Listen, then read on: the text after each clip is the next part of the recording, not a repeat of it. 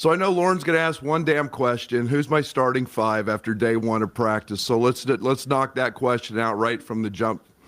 I guarantee if Io was here, he'd be in that lineup. Unfortunately, he's in the Bulls practice. Other than that, I couldn't tell you. But good to see everybody. Glad we're back. It's exciting to get started with this group. I've been anxious. I've been looking forward to it for a long time. We've had a very productive fall. It was very nice to have a good summer and get back to that. Brandon Lieb, Andre Curbelo, Coleman Hawkins didn't get one of those a year ago. So it was a big part of their growth and development to get back to that. And I'm excited about that for those guys. But need to answer that? But it's nice to be working with a veteran group. I'm excited about the fact Trent Frazier and Devontae Williams, both super seniors, have returned. And I'm excited for this group because I think they have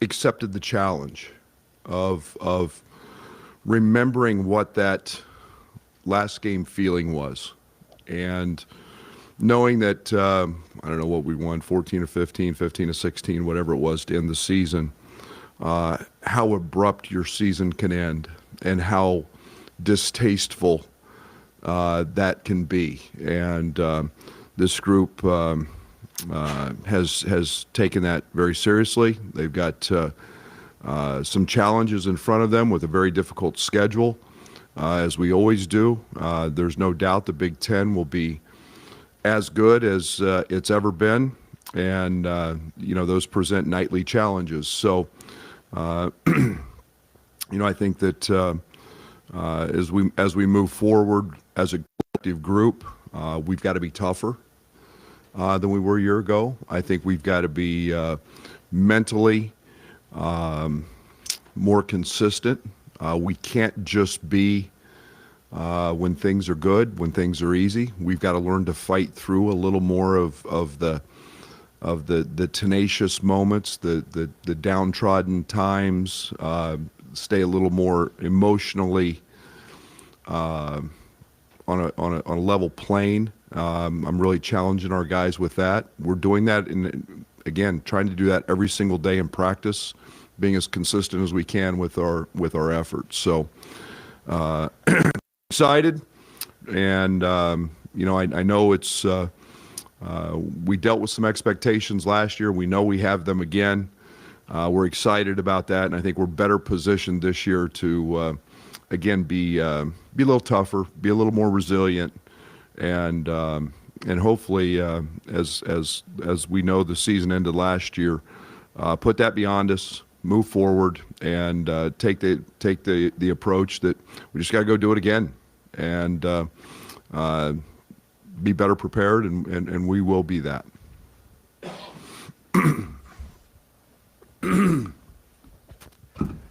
Hey, Brad. You always talk about getting old, staying old. You have 5 23-year-olds and one 22-year-old All-American. What's that mean for your team? We're going to find out, isn't it? I've been preaching it for a long time. I like that. I sensed it with our team in camp this fall, the way we were working. It was kind of a, coach, we're working. We know what we're doing. Let's go. Let's get ready for this. It was today in practice. Today was day one, and it was nice to have Trent Frazier walk up, and we were just working on a very basic defensive scheme, and he goes, and I asked him, I said, why'd you switch that? And he goes, well, I know we're eventually going to get to that. And I said, yeah, but let's not, and he's thinking way ahead already. And veterans do that. They know, they've seen so many actions. Trent Frazier, there's not anything anybody can do to Trent and DeMonte they haven't seen. And that preparation is right now a little anxiety for them because they want to get to that. And yet there's other guys we got to bring along as well. Coach, with the way things did in last year in spring, was there a little bit more urgency from the guys to get back on the court and get another shot at that and get off to a fast start? I think that's part of it. I think that there's, this team loves to play. They love to compete. So I think that's a piece of it. I've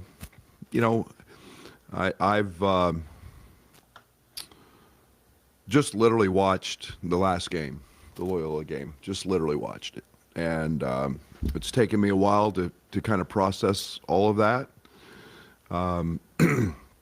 But yeah, it's the only way I know to do it is let's get back in the thing and go do it again. I think you look around the history of college basketball, every great program has had a hiccup, has had a game that, man, it's unexplainable. And but I think that's what's driving our guys and helping motivate them. Hey, Brad, I think in all of your 4 years before this, you've had a freshman out there immediately. I think maybe just the way this roster is constructed, you might not have to rely on them as much. What does that say about where your program is, and how can that help you bring those three along at a different pace? Yeah, I think it shows a sign of maybe establishment is the right word. I think that we've established a few things. I'm not saying I don't know who will start. I don't know who will play. But I do think that we have guys that we know are going to be pretty big focal points of the other opponent's scouting report and what we do. And that's a nice, comforting feeling knowing that you've got guys that know what that's like and have experienced that. I'm excited about our freshmen. I love every one of them. They do something different. And we'll see how practices go. But yeah, you look on paper and there's a lot of game experience in that group. Hey, Brad, was there a moment or moments last season where it's made you feel like now like the team needs to be a little tougher, maybe handle adversity a little differently, or is that just do you see that as a natural progression? No, I think it's a natural progression, Scott. I think that I want to challenge this group mentally. Physically, we're going to do some things I know pretty well. I think that's just one of the things that I feel very confident about. We know what we've got in some areas, and I think one of the things that we've got to do is rise to the occasion every single night. I think we've got to be a better team early. I think we've got to be a better team on the defensive side early.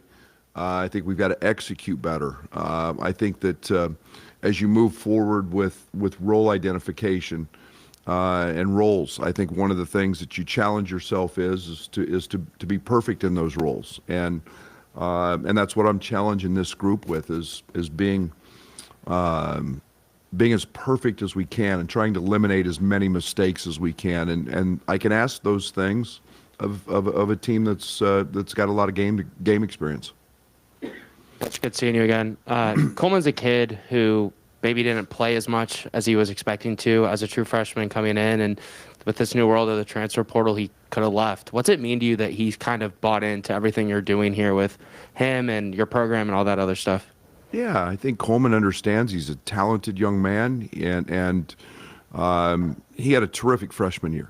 He had a terrific freshman season, and I think the one thing that he knows was limiting him, if anything, it wasn't the mental part of the game. He's an extremely high IQ. It was just physically getting stronger. And he's a young man that probably as much as anybody missed not having a program because of COVID. And he's gotten stronger. He's added 25 pounds. With that comes tremendous confidence. You've heard me say it 100 times. Excited about his development. He's had as good a last 2 weeks as I've ever seen Coleman have. So I'm really excited about his prospects for the future. How do you envision or feel like in-game scenarios will work this year without that All-American wearing 11 on the floor anymore? Yeah, I think that's what I'm excited about. I think I'm looking forward to trying to find that out. I love our two new pieces. Alfonso Plummer, is absolutely no one talks about him, and he was one of the leading scorers and most prolific 3-point shooters in the country, and a terrific scorer on a very good Utah team. If you haven't seen some of his games, watch him, because he had a few spectacular moments that just shooting the basketball just are exciting. He can fit into some of those things. I think Omar Payne is a guy who's been nothing but a very pleasant surprise in terms of his athleticism. He's a guy with experience. Both those guys transfer in from high major programs where they've been a part of it, and they've been in high major practices, and those guys' adjustment's been great. So I think you factor those two guys in, and then we got a little taste last year of what life was like without Io, and guys were able to step into that role. So practice will figure that out. 2 exhibition games, we'll get that figured out a little bit, and it'll be a work in progress. Hey, Coach, you talked last offseason, how excited you were just to sit back and watch those guard battles in practice. What have those looked like this year, adding Plummer and healthy Hutch to the mix, and maybe Chester as well, fueling that fire a little bit? Chester doing that, really? Yeah, it's been really good. The other day, Monday, we kind of used some of our individual time and kind of had a little shorter practice on Monday. And watching Curbelo and Hutch go at it, elite level. Those two are really close, and the competitiveness of those two was tremendous. Trent, we always know, does nothing but compete every single day, so he's going to push to make. Trent's one of those guys that tries to embarrass you. If you're guarding him, he tries to embarrass you, and if he's guarding you, he tries to embarrass you. So those battles will be fun to watch, and ultimately it does nothing but make those guys better. Brad, since you brought it up, I was going to ask you if you watched that game finally. Would you try and learn from it? And what was it like watching? Where were you? Like, how did it all go down? The Office. Loyola was good. Loyola played great, and they got their head up, and I still don't have a great explanation, and I'll just leave it at this: they just outplayed us. They were sharper mentally. I've tried to go back and, okay, what if, play that game a little bit, and I'm not sure where we were at with that point. Just they outplayed us. And you got to pat them on the back and give them credit, but we can't allow that to happen in the biggest moments. Coach, a couple of bugaboos for you last year: free throw shooting and turnovers. How can you, as a coach, how do you positively affect those things where they won't crop up again? Yeah, practice free throws. We do that. We've spent a lot of time doing that in the summer. There's no doubt we were a team that got fouled a lot. Kofi being one of the most fouled guys in college basketball. I don't expect that to change. We've spent a lot of time with Kofi. He's practiced a great deal in terms of shooting free throws. And I think we made them when they counted. We want to be better. There's no doubt. Our turnover rate dropped a lot late in the season. Early in the year, we were a little bit loose. It's something we're monitoring every day, because I am trying to play a little bit faster than in the past. We were 71, 72 possessions. I'd like to get that up to 4, 5, 6 more possessions a game. It's like I told our team today, we can't play that way if we're going to turn it over more times than we did last year. So it's just something we constantly bring to their attention, and there's usually a disciplinary result for a bad turnover.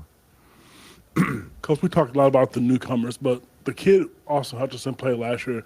Everybody around the country is kind of curious what you think he'll bring to the table if he's healthy. How can he impact your team this year? And you had a player like him in the recent years.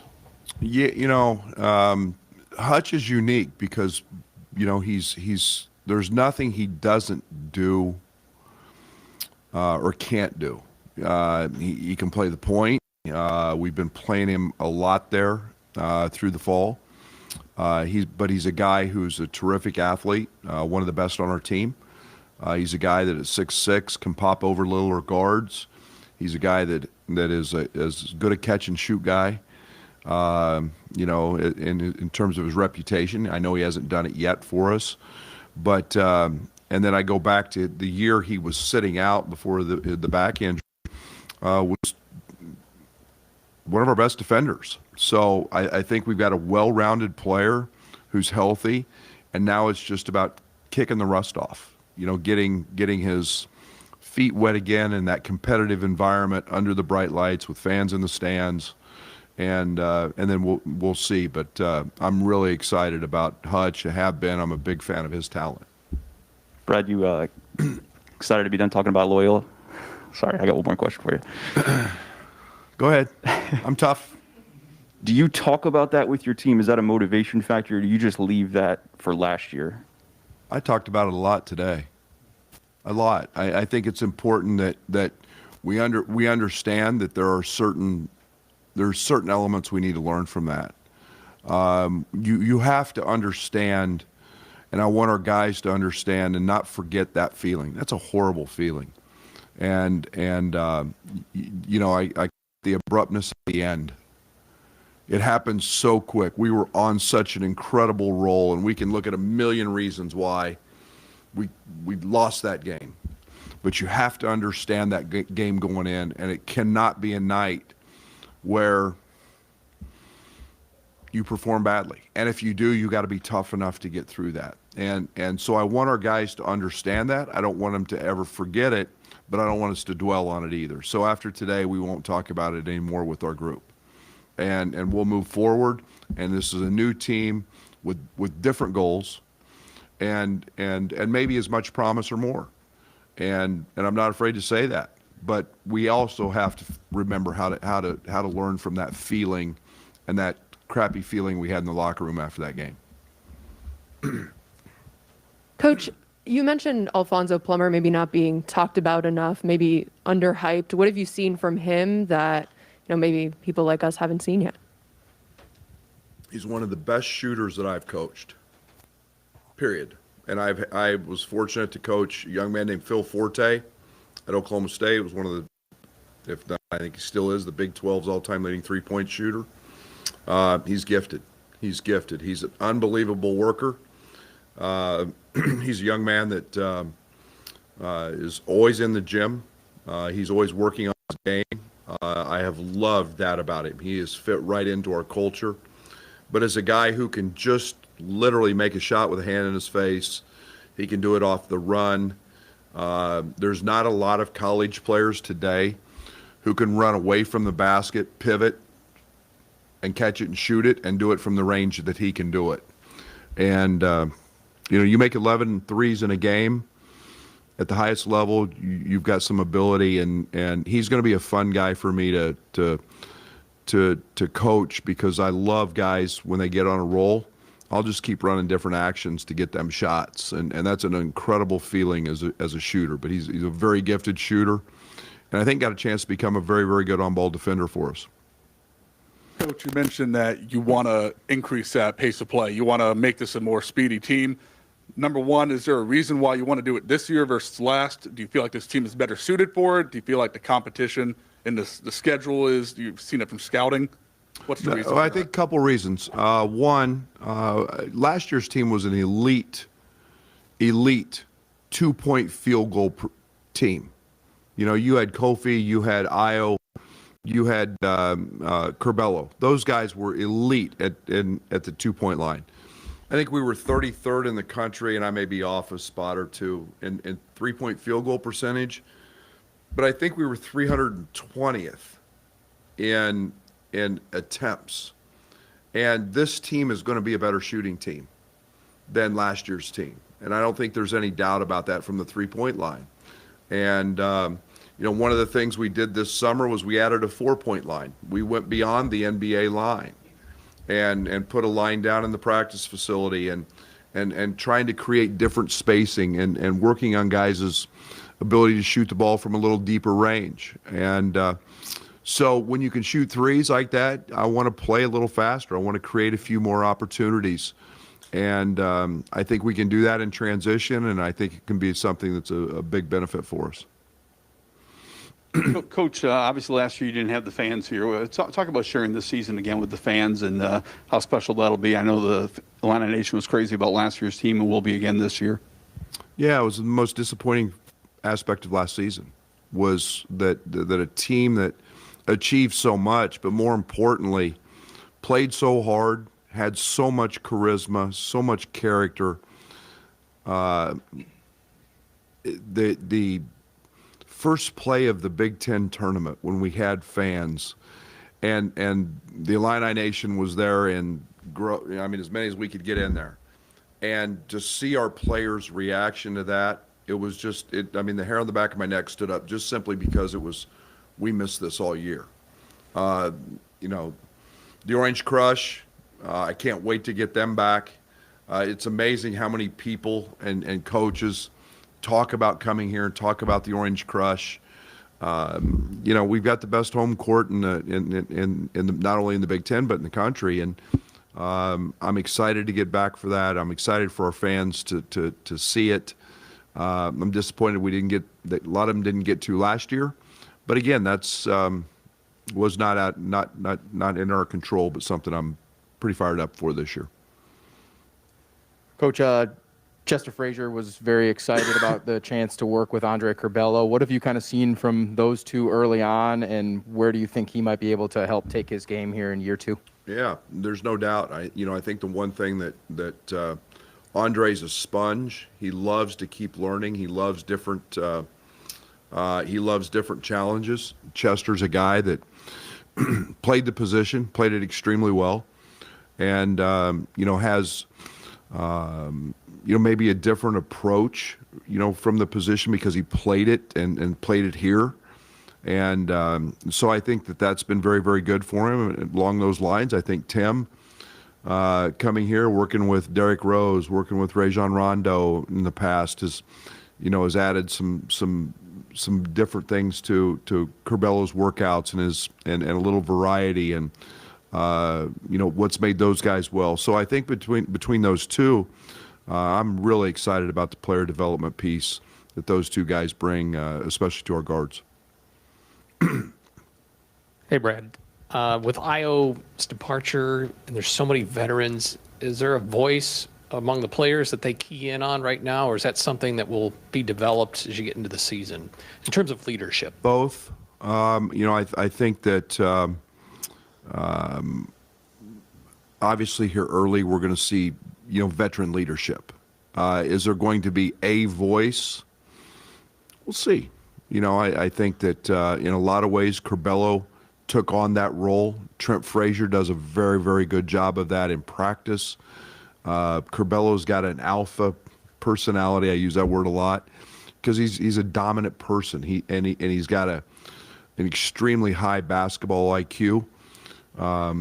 But he's I think that Kofi's in a different place than he's been mentally coming in here. I think he's a guy that's everybody would love being around Kofi. I mean, Kofi never has a bad day, so he provides a great energy and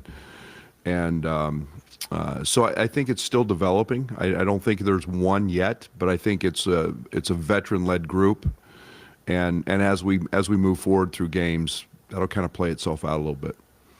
Right over here.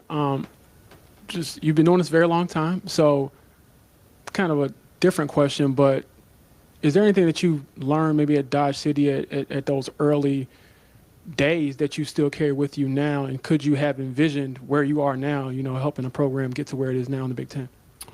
I think it's a culmination of, it was interesting the other day. I was speaking at the quarterback club, and I got introduced as a women's cross country coach, a scuba coach, an audio visual coordinator. It was all the things that you kind of forget about, and you got to remember sometimes where in the hell you came from and how you got here and how blessed you truly are, and I try to stay very humble in those things. I think greatness is something that this program can be. I'm excited to be the head basketball coach here. I look forward to that every single day. I've never been more excited about a start of practice as I was today. But it's always the simple things that make that. It's not creating a new offense or it's still staying true to who you are and doing the fundamental things and trying to figure out ways to do them even better and teach it better every day. And I've always been that way. And that quarterback club luncheon was a pretty interesting way to be introduced, and helping me remember what it was like to have a $300 rent or make $300 and have a $299 rent check due every month. So, I try to never forget that and stay true to who I am. Brad, what is your team's vaccination status, and I guess how do you intend to maybe still handle the pandemic since it's Yeah, and I don't look at it as just team. I look at it as a program. And I think the one thing that I've been really, really excited about is it's a work in progress still, but we are getting extremely close to being the complexity of our program and the people involved in our program getting very, very close to perfection there.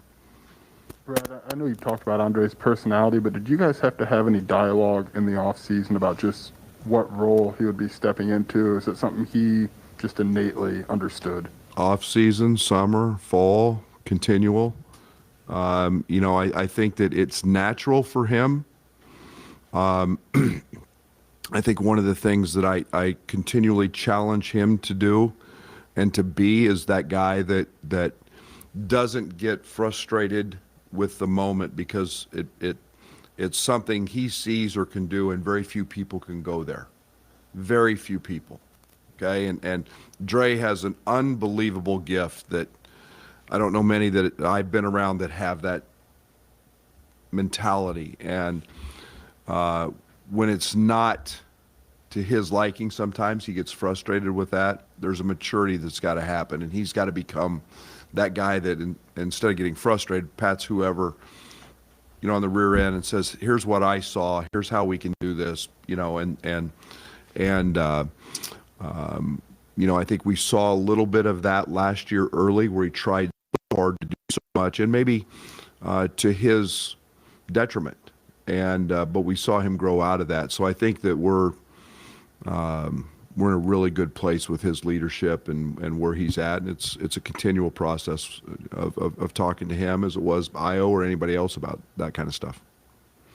Coach, we had a conversation a couple weeks ago talking about replacing easy baskets that Io got you in transition. Is that, or piggyback on what you talked about earlier, 3-point shooting, is that maybe going to be, instead of attacking the rim in transition, we're going to hit threes in transition more, or is that, how's that I think correlate? it's something that, Io was number 2 in the country in points in transition. And, we were right at 24 points a game in under 7 seconds. And those were a lot of easy baskets, even after made baskets by our opponent. And how do we replace those? Io was elite in the open court. He had great size, he had great length, speed, and he got layups. And, who's going to step into that role? Who's going to become that layup maker? Who's going to become that hard shot maker at the rim? I know we have some possibilities, but I also know that we have some different things that we can do there. Plummer being a great example. Trent is another one that our elite shooter, catch, running very quickly to a spot and catching and shooting. And I think we can do that from 3-point range at a higher level than we did. So maybe it'll look a little bit different because we'll shoot more threes, but we still have to find that guy who can attack.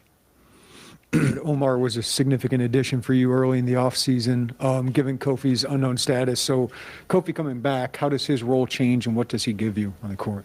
Yeah, he's a guy that has been off the chart. Off the chart. If I give one guy an A+ in the summer and the fall from start to where he is now in improvement and development, it's him.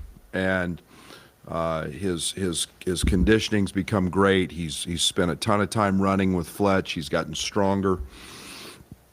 He's a guy that is always asking questions and literally is as quick twitching athlete in terms of bounce off the floor as I've coached at 6'10". And he's got uncanny shot blocking ability. And so I think with him, he and Kofi go at it every day. That's fun to watch. They're different. He's got a very good 15 to 17-foot jump shot. He made 2 or 3 of them in practice today, off just short rolls. Be something that will be a great addition for us. But he is. They're going to play together some. There's no doubt, and he can guard anybody. He literally can guard point guards and 5 men. He's got great quickness. He's got that great length with that 7'5" wingspan.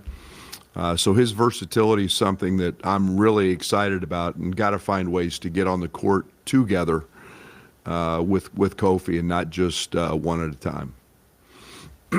Pretty sure we're all excited to write stories about Plummer now, and Pods and Goody and competition at the wing. Can you talk about how it's been going in practice and who's standing out? Yeah, I think that it's I'm excited about those guys, and Luke and RJ and Pods all bring something different.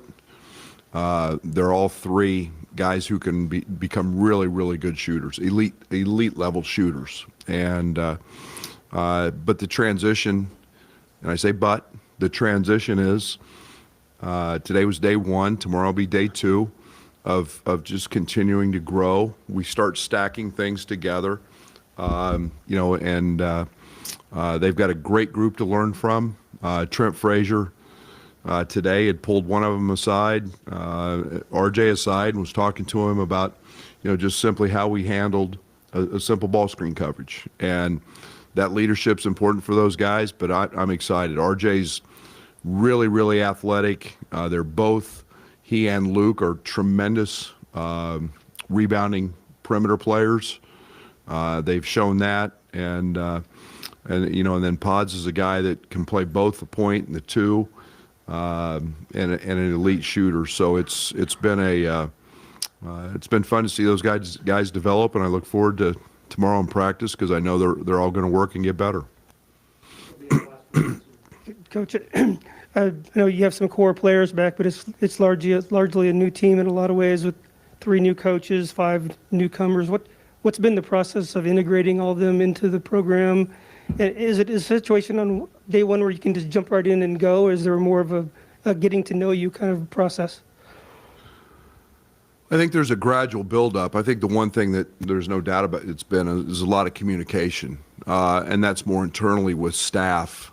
A lot of the on-court stuff can be player-led when you've got veterans.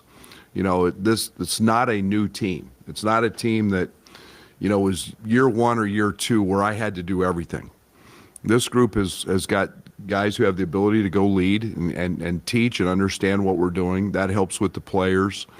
The communication piece happens internally with our coaches, making sure they understand our terminology and how we're doing things, and they've jumped right in. And this group is an inquisitive group. They ask. They don't act like they know it all, which is refreshing. And these guys are all excellent at what they do. So, some new faces, but I still got an ample amount of veterans that can do a lot of really positive things from a teaching standpoint.